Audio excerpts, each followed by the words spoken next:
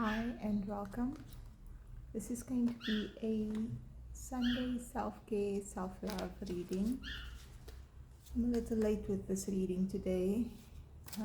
I did do a shorter one on TikTok this morning, Knight of Cups. Let's see what self-care, self-love message we get today. I want that one. Okay, so we have the Knight of Cups and we have this is the Eight of Swords.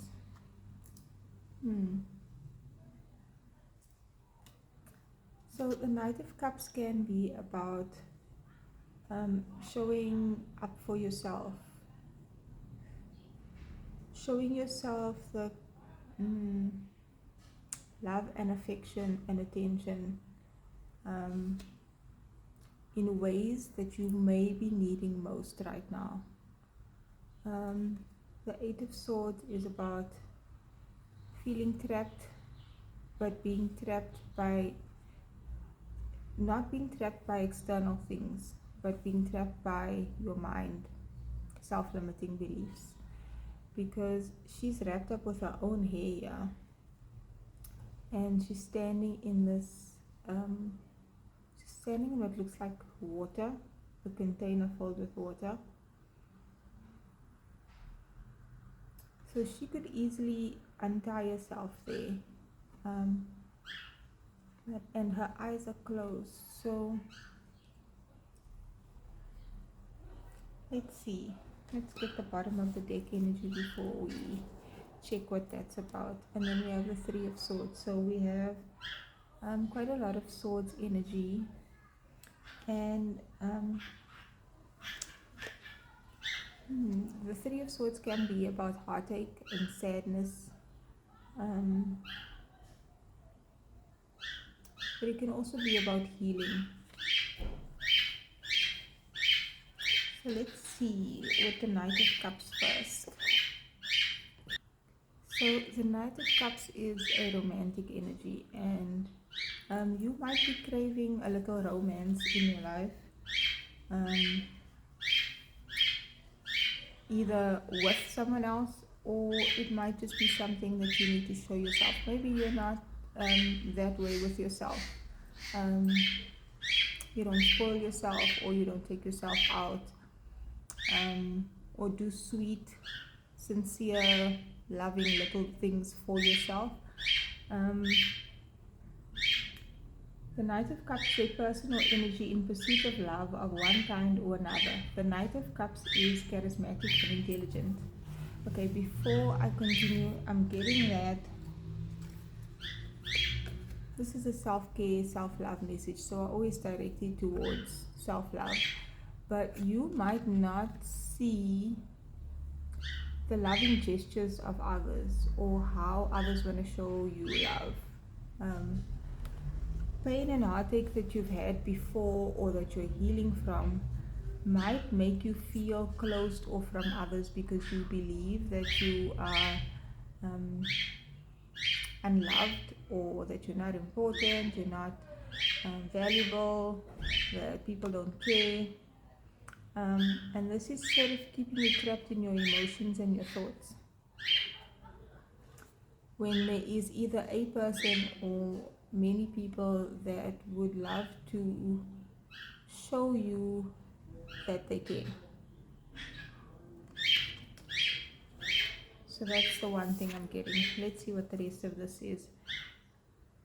The Knight of Cups is motivated by their own lofty thoughts and are ready to act in the service of deep connection within their inner selves, if not others. The card says, go after emotional fulfillment, follow your dreams. So if your life is feeling dull and dreary,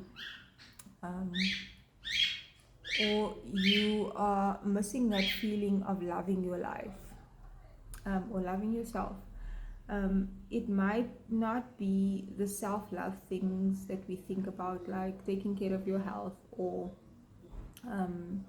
spoiling yourself to a spa day, it can very well be the fact that you are not pursuing the things in your life that your heart is calling to. There might be a subconscious sadness about a goal or something in your life that you longed for to do. Say, you've always wanted to travel, but you've never actually left your city. Or more than anything, you've always wanted to be a singer, and you have a corporate job. And it's not to say that there's anything wrong with having a normal job. What if you pursue singing in the choir at church while still having your job, or utilizing your gifts in some way, even if it's just for yourself, even if you don't share it, even if you don't make a career out of your hobby and your passions. There's something that you are consciously or subconsciously longing for, that you should be fulfilling for yourself. Follow your dreams and manifest the personal projects and interpersonal relationships that will emotionally nourish you on the road to self-actualization. This can represent Cancer, Scorpio, or Pisces. It could even be you've been single for 5 years and now you just believe that there's no way that you're ever going to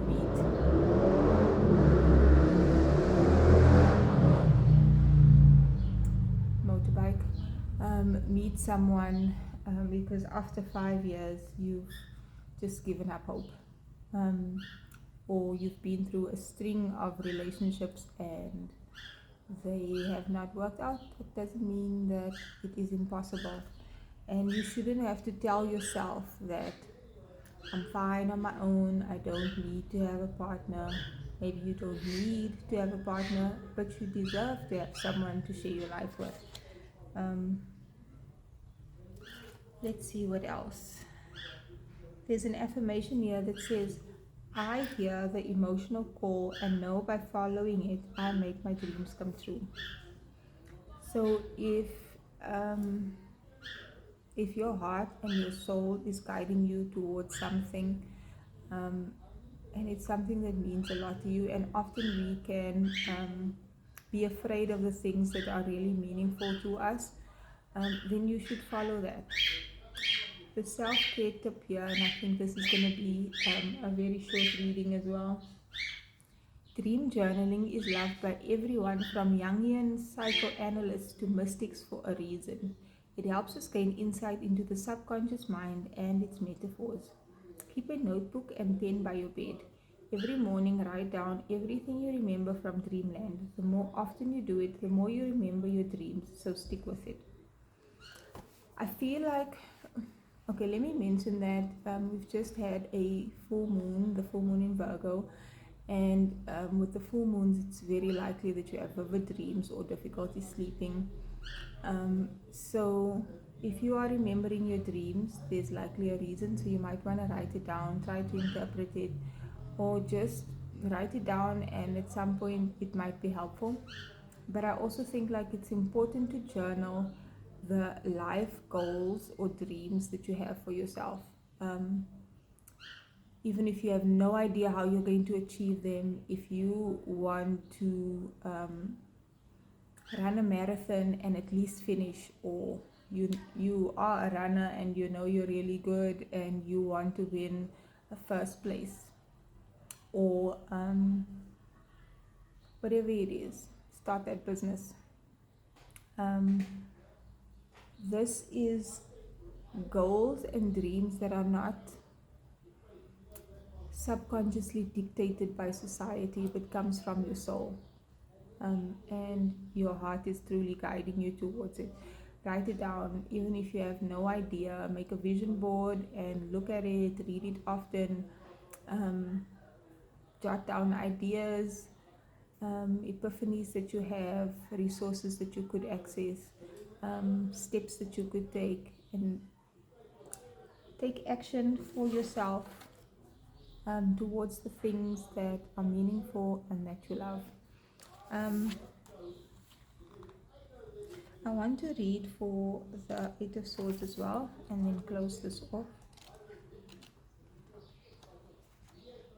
because it's always easy to just talk about I am manifesting this and setting your goals and your intentions and keeping positive, but sometimes you feel like this, like you've tried it, right? And you've gotten hurt, or it's failed, or it's not working, or there can be many valid things, but how do we get out of it, right? So the themes for the Eight of Swords is confinement, feeling helpless, self-sabotage, or mentally bound. And the affirmation says, I am not my thoughts, and my thoughts are not me. Feeling unjustly stuck in a bad situation can itself be a binding and oppressive force. Fear and negative self-belief can feel like a prison when unchecked. I want to say that toxic positivity is not ever going to get us out of bad situations, right? But you have to be able to be loving and kind and compassionate to yourself, because sometimes bad things just happen, and the positivity and the gratitude and growing through it and seeing the lessons is your way of showing yourself love through a difficult situation, and it doesn't necessarily magically make it better externally, the actual circumstance, but it can make you less burdened, less stressed, less